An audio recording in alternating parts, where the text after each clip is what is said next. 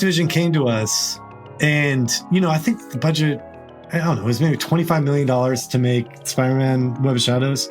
And they said, listen, we're looking at the P&L. If you want to do another Spider-Man, it's only going to be 15 million.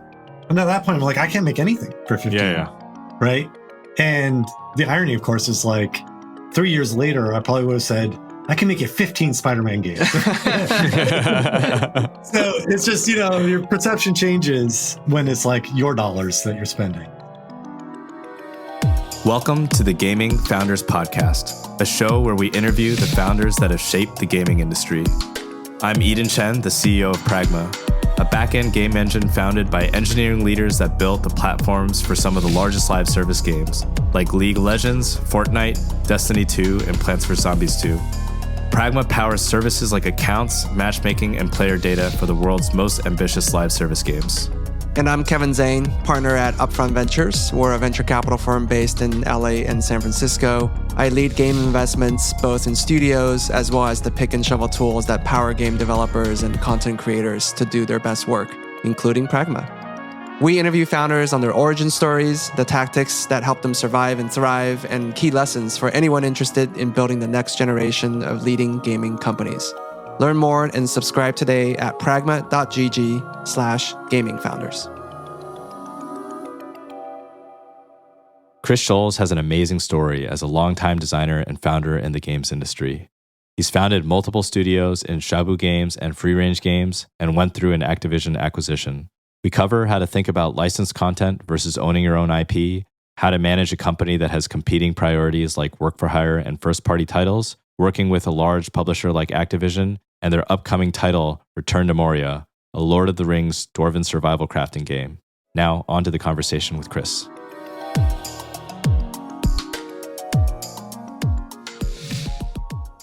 Hey, Chris, thanks for joining us on the Gaming Founders Podcast.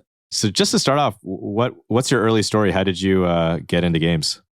So I'm kind of old. And so back in I started in the kind of mid to late 90s. And there wasn't such a clear-cut path. There's no college courses. There's nothing like that, right? So I got in through my friend and eventual co-founder, Zach Crefting, who had gotten a job first as a tester and then a designer. And at the time, I was doing a whole lot of nothing. I was in kind of like a shoegazer band and wanted to be a rock star. And then just kind of terrible temp jobs. And it's actually kind of a funny story. So at the time, then Zach came home once. We were living together at the time. And Zach said, there's a design job open. And this was to work with kind of one of my gaming heroes, this guy named Paul Ritchie, who, his claim to fame most recently is he developed Skylanders, which was a billion dollar hit for Activision. But long before that, he had made a game called Star Control and Star Control 2. And even before that, Archon, which were kind of legendary early PC games that I loved. And he had a game company called Toys for Bob, where Zach was working. Of course. Oh, yeah. So he said, hey, there's a design job open. You should just quit. This is Zach speaking. You should quit everything you're doing and learn 3D Studio, become a video game designer. And at the time, it's like, I just didn't know much about making games, right? I loved games, but it's like, just had no real conception, and kind of self-doubt, I guess, right? So I was kind of like on the fence, but at the same time, I was a terrible temp.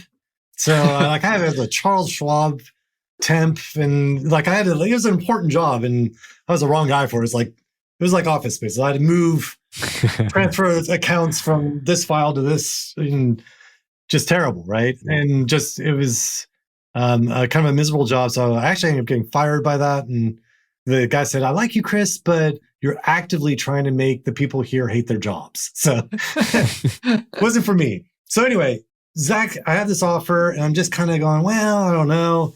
And then the temp agency called and said, Chris, you're a real people person and we got a great job for it. It's kind of theatrical. What we need you to do is dress up as a pilgrim and guard this mechanical turkey at the mall. Shoo kids away and stuff. And so that was finally the tipping point. I'm like, pilgrim, video game designer. I choose video game designer, and the rest is kind of history. That's how you know. Yeah. And so you were playing games as a kid. Yeah, totally. That was me. And playing role-playing games and, gaming was a huge part of my life. It just, again, it just was a big black box of like this is a nascent industry and uncertain how you even break in. But I will say, once I got in, this, like when you find the thing in your life and it just brought total clarity and focus to what I should be doing. And then it was just, at the time, it was a different culture, right? But I was like 100-hour weeks, not because someone was forcing me to, but it's just because I'd found the thing I loved and I just wanted to get great at it. How big was the company at the time? So Toys for Bob was actually a subsidiary of Crystal Dynamics at the time. And I 6 people, 7. Oh, tiny. Okay, yeah. So it was Paul and Fred were the anchors. And again, it's just crazy. It's like Fred and his brother Ken. I'm sorry. Yeah. And so Fred and Ken were the only programmers. And then Paul was the designer and lead. And then there's a group of young designers that we all became best friends. And we kind of all en masse left only really like 2 years later to start our own company called Shaba Games. So, but I mean, the thing that was so unique and crazy to me about Toys for Bob, and the thing that I really like, I feel so lucky that Paul and Fred were my mentors. Paul just totally believed in designers, and Fred too. And so they only had 2 programmers, and so they really were very early on to what you would call like a graphical user interface for programming now. So it's like a very simple scripting language using this kind of Byzantine code that was possible at the time. But that just was just opening a door of like the responsibility of what a designer was in charge of. It was just kind of crazy to me how much power they gave us, and very exciting. How did you sort of master the design craft? Is it just all learning on the job kind of thing? Because yeah, I mean, a lot of hours and just trial and error. Being a designer, it's a different role than a lot of. I mean, especially back then, it was kind of, you're really like the ultimate jack of all trades. You were kind of supposed to be good enough at a little bit of everything to start with a blank page, and at the end of it, like have something that's looks good enough, sounds good enough, and plays good enough, so that all the other disciplines could kind of like, oh, I see, like you'd head to the artist, and the artist would make it look prettier. You'd talk to the audio guys and make it sound better, but ultimately the vision was yours, and you had to get enough down to really show that to everybody else. What was the catalyst for leaving to start Shaba Games? How did that come about? Youthful exuberance. It's like, honestly, it's one of those things where I guess technically it was only about 20 months of being in the game industry before we started Shaba. And I don't know, man. I like looking back and I'm like, I have no idea how it worked, right? Because we were pretty much clueless on how to run a company. I guess really the impetus is I have to go to my parents, but they did put in a little bit of seed money for us that got us off the ground. Nice. Again, I think Paul and Fred, because we contracted with doing like, we'll work for hire work with him after the fact to kind of keep the lights on as we're building. Because, at that time, we had to build our own engine, right? So you go crazy. From a long time ago, you're looking at a single triangle on the screen. And then I remember the day when that triangle started rotating, and it was like a huge deal, and it's like, oh, now it's got different colors, and now it's multiple triangles. It's crazy, to build something from the ground up like that. Yeah, and I guess seed capital for that, was it friends and family and just kind of work for hire in the beginning? Yeah. And again, there wasn't a whole lot of investment in games at that time. Yeah. So really, the whole goal was get a demo, get a publisher, right? That was all we knew what to do. And it took us a good long time, about 18 months, to finally get something that snagged a publisher. Did you have an idea already when you started of what to build, or it was just, hey, look, we're all good friends, let's go do this on our own and figure out whatever it is? So just a little backup. The game that we're making with Toys for Bob was a game called Pandemonium, which was an early platform game. Kind of delightful. It really did quite well too. But I think when we're leaving Crystal, it was Crystal Dynamics at the time too. We kind of didn't want to do another platformer. I was just kind of burnt out on that. And one of our lead artists, a woman named Laura, was the lead artist on Wipeout. Remember Wipeout? Oh yeah, of course. Classic. And so the thinking was a racing game like that would probably be the easiest for us to do. And so really what we started out doing was kind of like, it was a Wipeout like racing game, but you were on hoverboards and nobody wanted that.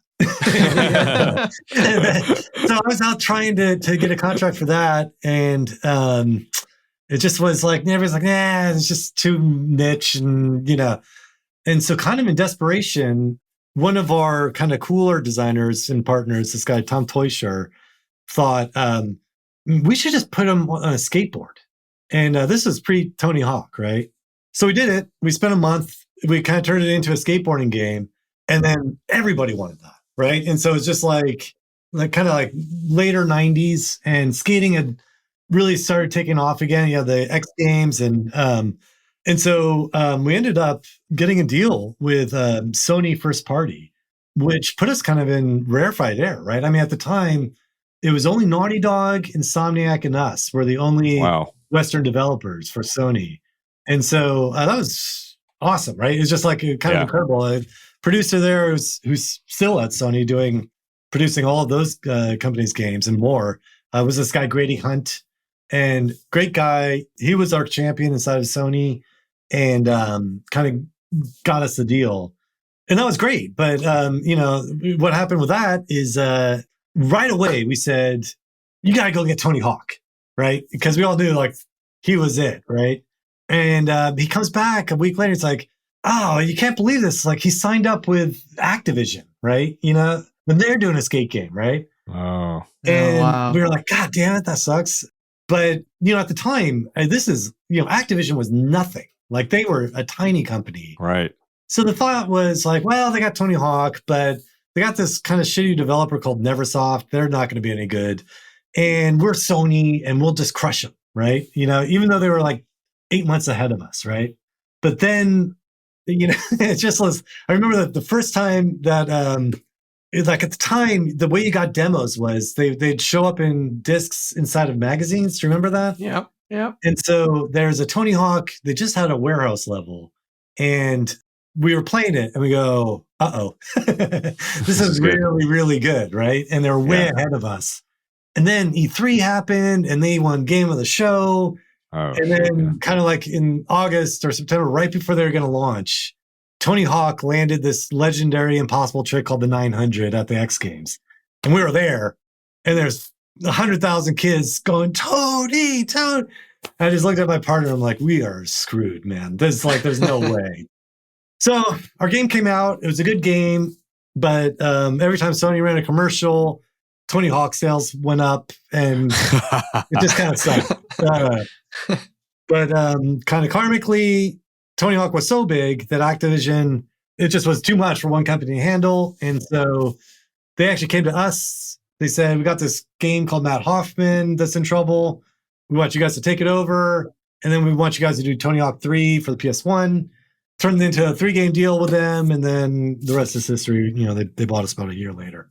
And how many people, just going back a little bit, how many people did you start Shaba with? That was 8. Oh, wow. Okay. So it's just a bunch of people.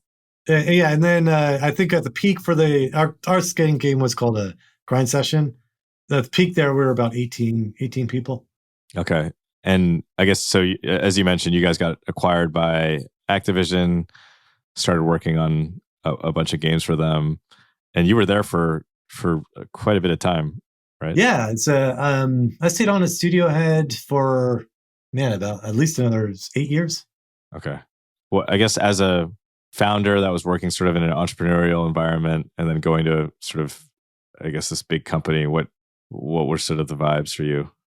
Well, again, there's like almost different eras there with that period of Activision, because at the time Activision was not that big. That's true. Right? Yeah, we were the third studio bought. It was Raven was first, then Neversoft, and then us. Okay. Yeah. And really, they had Tony Hawk was like their thing, right? So it was pre-Call of Duty. And so then it was just like, it was actually fun and scrappy, and you just felt like you were with these cool guys that, it was pretty great. And then the Infinity War guys came, and that was awesome. And Vicarious Visions and host of other companies. I actually managed in that time to repay Paul and Fred because perplexingly, at some point, Crystal Dynamics fired Toys for Bob. And this was right when Shaba was getting bought. And they go, well, can we just join Shaba? And so, but we were already in negotiations with Activision. And so they said, listen, we don't want to complicate this deal. We'll contract with them, get them, throw them a lifeline, And so then they ended up getting bought by Activision later. So another part of them now. Yeah. Like many years later. But that was cool, again, just go payback, right? So. Did you consider any other options, whether to did you talk to other publishers potentially, or you wanted to raise money to stay on independent? Yeah. There was actually some competition there, right? So Eidos was interested in buying us. At the time, it was like we had this success. We could see Tony Hawk, knew that we could do a really good job. And the deal, it was a pretty good, sure thing to do. It started out as a game deal, but we had a decent back end. And so I think the real question was, do we stay independent or do we get bought, right? And at the time, we took a vote. It was only, the kind of like the core 6 partners. And actually, I remembering it is like I was actually the only one to vote no, right? Okay, which was weird. But the argument was, again, at that time, it was like I had like $50 in my bank account, right? So even though it was a decent amount of money, it was split up amongst all the partners. And so no one was like going to like FU money, right? It was like, we'd all talk about, but it was still like buy a house in Marin money, right? And so I think kind of the argument that kind of carried sway is like, whose life was going to be that much different, even if it was twice as much money? So I think the difference from nothing to something is pretty monumental in someone's life. Did you have any concerns around, given you said you were going to work on Tony Hawk 3 for PS1, and there was obviously Neversoft who did the original one. Like, was there a lot of collaboration or conflict at Activision? Now, like, how did they sort of deal with the different studios? Was like the big brother, right? Those guys are great. Joel and Scott, who Scott is an investor in my current company, but Joel Jewett is like the biggest character you'll ever meet in the gaming space. Imagine kind of like a Yosemite Sam, rootin' tootin' guy. His retirement is he bought most of Montana, lives out there on a ranch. He's a crazy dude, but he taught me a lot, honestly. And there's some Joel quotes that are just hilarious. So we were in it for the art of the game, and I remember I was talking to him because they want us to do like Tony Hawk 6 or something. I mean, there was something, and I'm calling Joel, and he's like, "So what? Are you going to do it?" And I said, well, my guys they're kind of concerned about their artistic integrity. And like over the phone, Joel basically spit at me. It's like, artistic integrity? No one fucking cares about their artistic integrity when they're driving their new convertible. So like, oh, you got a point there. But anyway, Joel. So yeah, there was tension. But it was such a big game. It was great for, it was rising tides, right? So the bigger Tony Hawk got, the more work there was more for everybody. So it worked out for us. I have no complaints. Interesting to view Tony Hawk as like the Call of Duty predecessor. It's like multiple studios working on it, multiple sequels. Yeah. To answer your question, why did I vote no? Shaba, it was almost like a cult for us. I just thought we were great. And so I thought, might as well shoot for the moon. But, once the decision was made, I'm like, all right, fine, let's just do it. I guess that maybe goes into your latest company, Free Range. And so obviously you stayed at Activision for a while. What made you decide to give it another shot? And did you go with the same partners? How did that all come out? So Free Range came, the first 20 or so folks from Free Range all came from Shaba. And it came when, I'd love to say it was all 100% our choice, but at that time it was 2009, and Activision was doing this like crazy consolidation, right? They basically, if you were not working on Call of Duty, it was like, remember like the Guitar Hero was the thing, but then that fell out. And so really all they had at the time was Call of Duty. And so now there was like all this jockeying of who's going to work on Call of Duty, right? Yeah. So they shut down 9 studios, and Shaba was going to be one of them. Wow. And they said, listen, you guys could go up and you join up with Toys for Bob, or we'll find homes. But I just was like, no, it's time for me to go. And so, grabbed a bunch of the folks that just wanted to try something new. And, the first while there, we were kind of sweat equity, bootstrapping it just from the severance that Activision had given the folks, at that point now, I'm much more confident about what has to happen. But even then, I'm like, it is funny when you're working for a big company, you stop worrying about certain things like, budget, and so now just getting back in that world of like, because like one of the last big games that we did was at Activision was a game called Spider-Man: Web of Shadows, and really is a flawed game, but it definitely things about it that were just the best about any Spider-Man game, frankly, ever. I think our combat system beats what Insomniac does, right? But it was a classic tale. We had 17 months to do it. They'd given us a Treyarch engine for Spider-Man 3, which was just a mess. And Spider-Man 3 was a 50 ranked game. And so there's like tremendous, just not enough time. Tech wasn't good enough. We were fighting an uphill battle the whole way. So I'm super proud. I mean, the game ended up getting like a 70 or something, right? But honestly, there are definitely enough reviews there of people saying like, this is a gem. Give them the time and resources. This is going to be like incredible, right? But then at that time, Activision came to us and, I think the budget, I don't know, it was maybe $25 million to make Spider-Man Web of Shadows. And they said, listen, we're looking at the P&L. If you want to do another Spider-Man, it's only going to be 15, right? Million. And at that point, I'm like, I can't make anything for 15. Yeah. Right. And the irony, of course, is like 3 years later, I probably would have said, I can make you 15 Spider-Man games. So it's just, your perception changes when it's like your dollars that you're spending. So yeah, it sounds like a lot of money for a new company, like $15 million. That's like a massive venture round or whatever. Yeah. But at the time, it's like you're looking at Call of Duty and you go, like, how are we going to hit this? Yeah. That makes sense. What did you learn from your, I guess, time at Shaba that maybe you did differently at Free Range as you got going? That's a good question. We were just so much better at the process of making games. So really knowing how to schedule.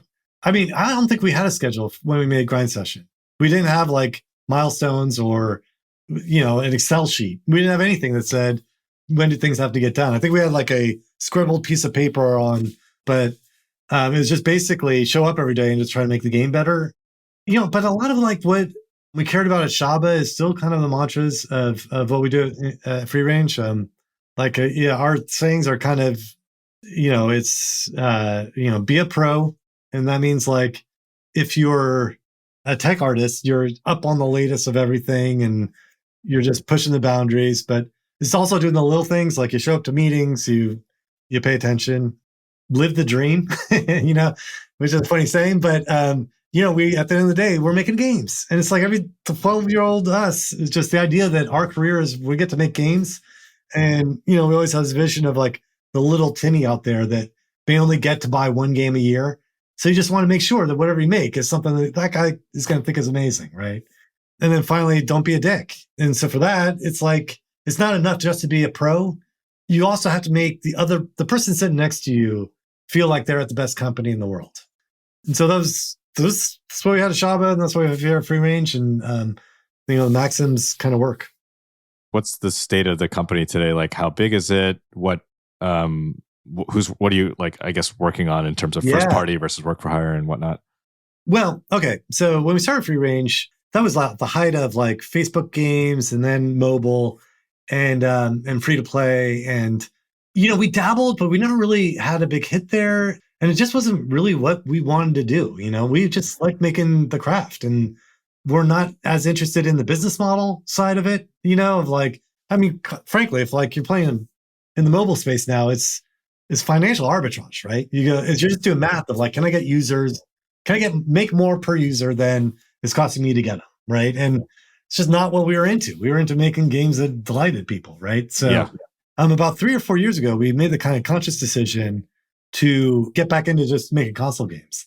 And at that time too, it was finally when I totally took a step out of development, right? Up until that, I was still designing, right? Yeah.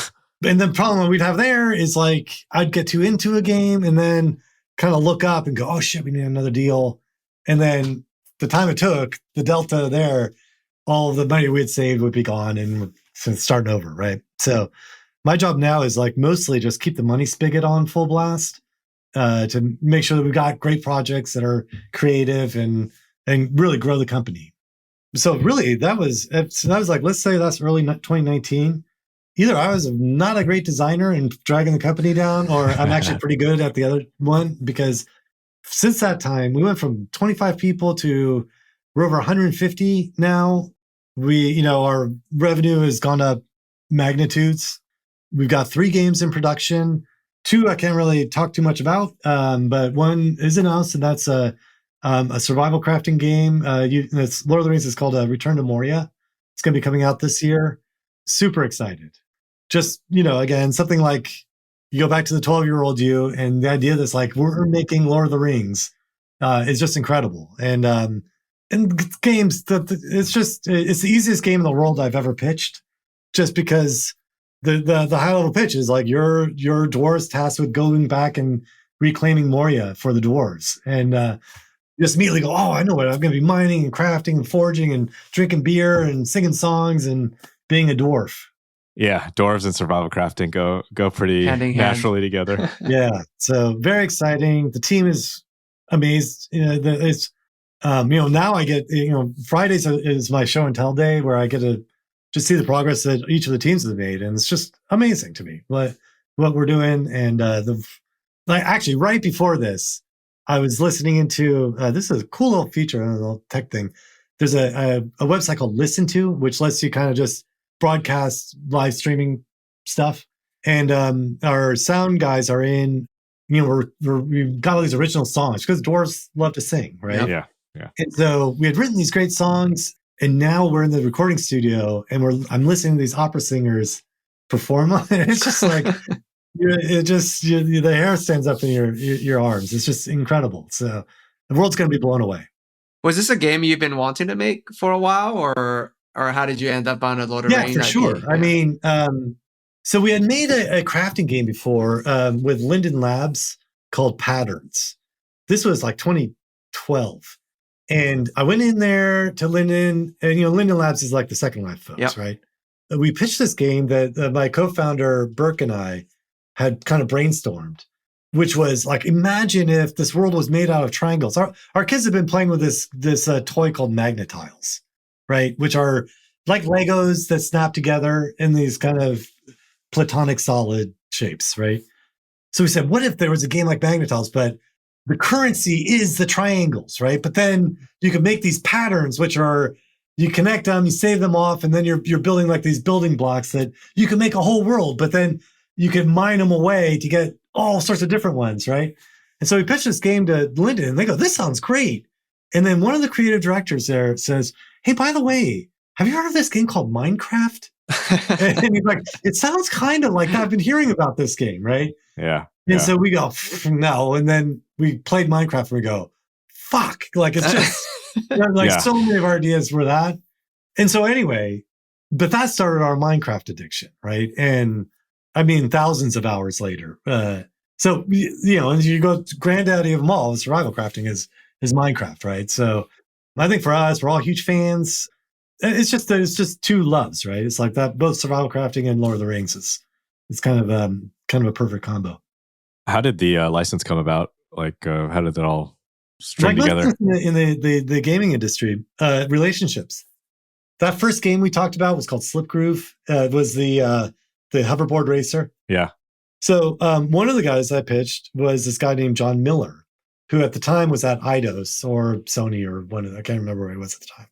And we did the dance of like trying to get the deal done, and it didn't happen, but we became friends and stayed in touch over the years.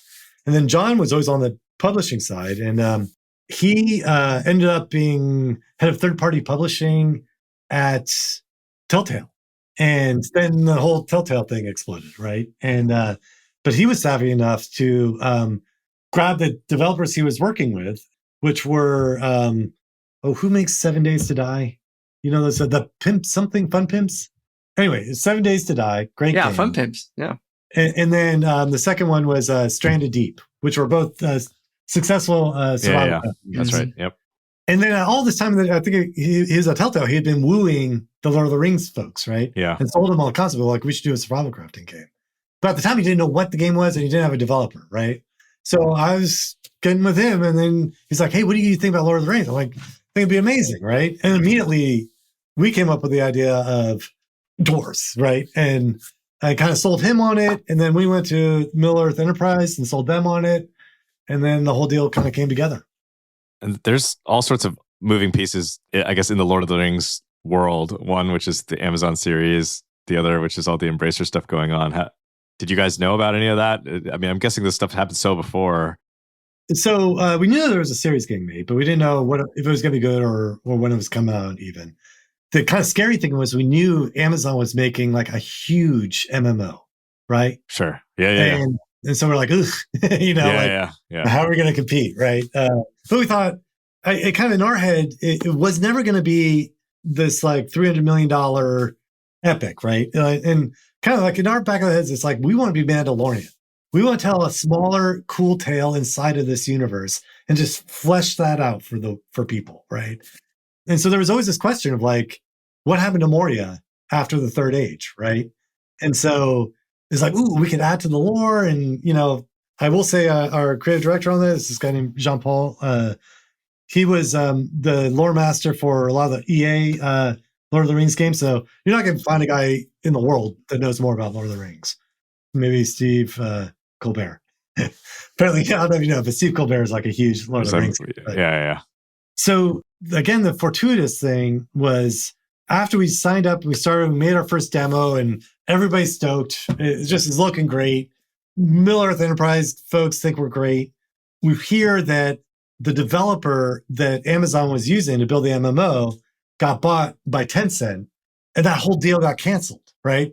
So now all of a sudden, there isn't this giant competition.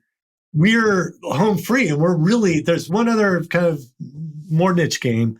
And so it's like, oh my God, like it was, and you know, it's funny when you look at success in the video game world, you need the right team, you need the right game, and you need the right time.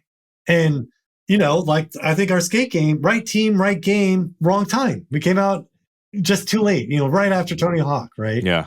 And so this is really the first time in my professional career where we have everything, right? It's like the show was good. There's a whole generation of kids that want to know more about Lord of the Rings. We've got an amazing game, an amazing team, and it's been an incredible year. Yeah, and I mean, I just watched the show, and there's a pretty large dwarf element in the show too as well. It seems like it's all synced together. You know, what's funny too, it's like you see some of that, and even some of their artistic choices, you go, oh, like you guys are on the same page as us. So, but we're definitely doing our own thing, and it's not tied at all to the Amazon show. Yeah. It's all based off of the original text. The people that really love Lord of the Rings are going to be the ones that love the game the most. I guarantee it.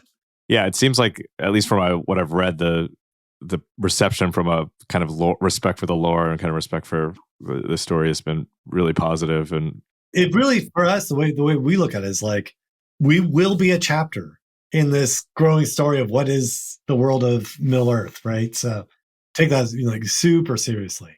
Yeah. I'm curious how you guys think about third-party licenses versus building your own original IPs, you know, working with a publisher versus self-publishing. I mean, you guys have done so many different iterations so far. Like, how do you think about the balance at Free Range? That is a tough call, right? There's no denying the power of working with a license and the challenge of breaking original IP.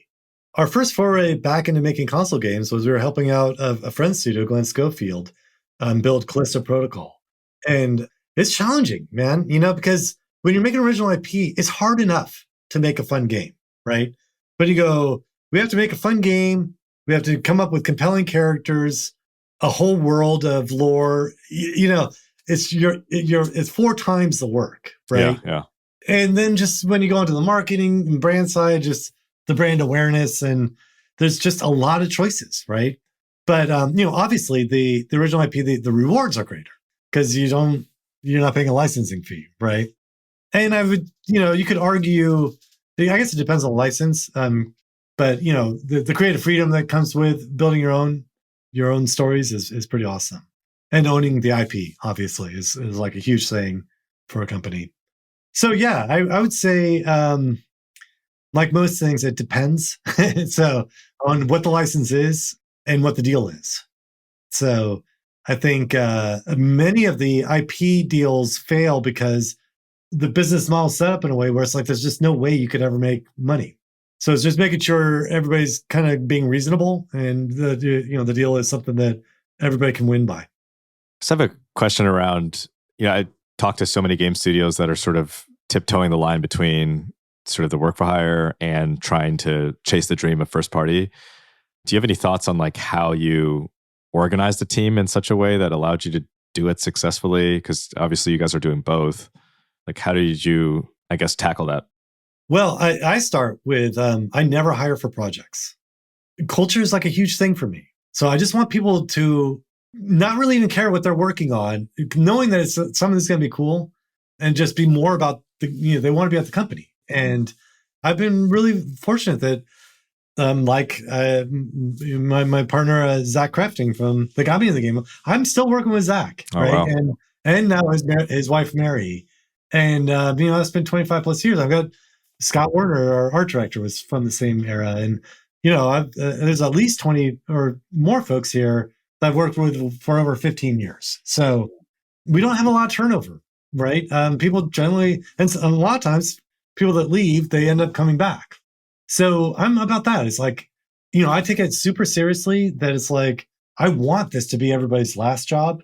So then the responsibility to me is make it a great place, make it so that the work's satisfying and challenging, and make it so that everybody's financially successful, so that you don't have to go to another job. Like that everybody can raise a family and buy a house and retire.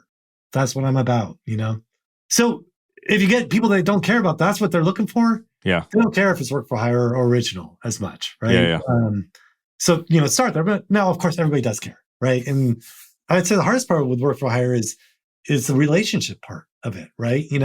How do you make everybody get along nicely? And that's a challenge.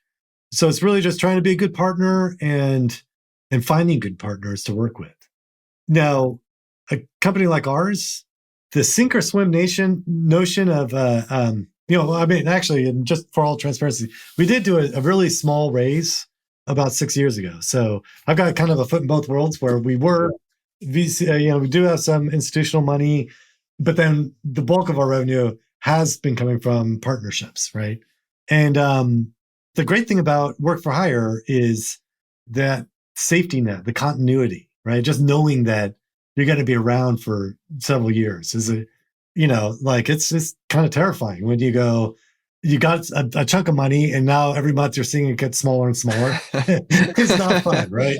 You want to go the other way. So, I like that, a balanced portfolio, right? Where you go, here's the thing that it brings stability and continuity and new tech and people.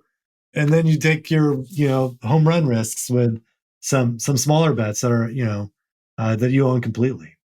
What motivated you to take on some outside capital? I mean, 6 years ago still wasn't like today or, the last couple of years in terms of all the craze of funding game studios.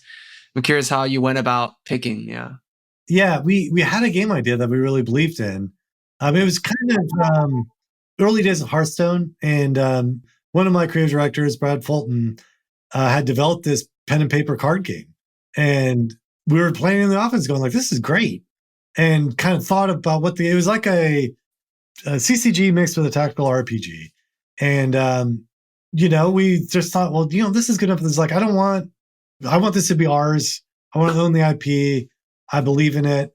And so let's raise some money to make it, right?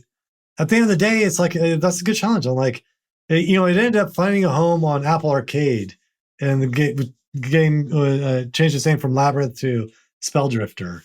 But it's just hard. It's hard to get enough users. The game, the people that played it loved it, but just not enough people were playing it. So yeah, tons of mobile competition. Yeah, it's a tough space. Yeah.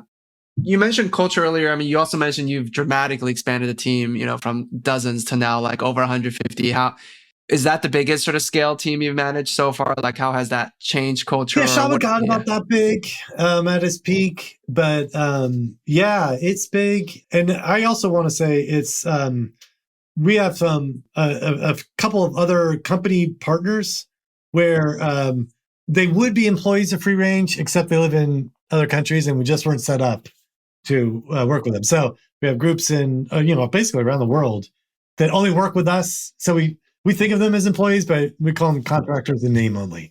So that brings us up to 150. I think it's like technically it's like 100 FTE. So yeah, I don't want to get a lot bigger, right? There's all the studies of 150 is the tipping point. Having the multiple teams helps a lot because now the culture, while it's kind of the same on each team, there's different flavors, and it has worked out where we have one game which is like a big AAA game. It's it's a 5-year project or it's multi-year project and big budget, right? And there's definitely people here that they want that. They want to work on AAA. They just want to try their craft at the highest level with the highest expectations, right? Totally, that's great that we have a home for them, right? There's other people that are like refugees from that world. They said, I can't be on another super team. I want to work on a smaller team of 30 and really have a big difference and be able to take more design risks, right? And so just being able to have kind of a home and even the teams, the way the teams are managed are different. And so it's just that probably does help our retention also because there really is something for everybody, so it's easy to find, a home for everybody. Do you guys have an office? Are you guys fully remote? How does... Yeah, we actually have 2 offices that neither are like fully staffed, right? We just got a big mocap facility in Marina Del Rey down in LA, which is amazing. It's total state of the art. And that comes with a dozen office spaces there. And then we got an office up here in Sausalito, California. But really, it's a handful of people come in. Fridays are starting to get a little bit more populated. But again, because we have workers all around the world, it just feels like a genie that can't put back in the bottle because you can't have half the team having one-on-one conversations in an office and half the team unaware, right? So it just doesn't, I don't see how we could ever make that work. I miss it. And I feel bad for kind of like some of the younger guys this is their first job. Yeah. Because it's like, this was how I got all my friends, and yeah, it's just a different world that they're missing out on, like kind of the most fun years of your life, I think. Yeah.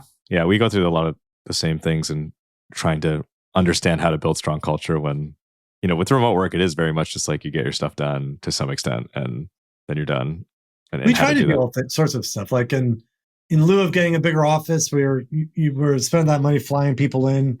So twice a year we'll have a week of meetings and parties and social time, and that's great.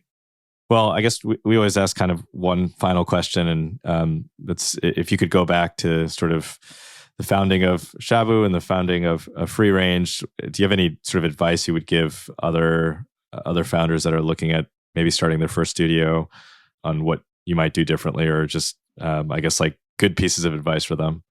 Stay really small until you know what you're doing. Definitely with Free Range, there was a sense of like, let's keep the band together, So immediately we went into, we need to get a deal. And so the more you can just be with like just a handful of people until you got something you think is really special, that's probably the way to go. That's great. Well, built a really impressive company, really impressive culture. You too. Thanks. And thanks so much for joining us. Yeah, this was a lot of fun. Super fun. Thanks so much, Chris.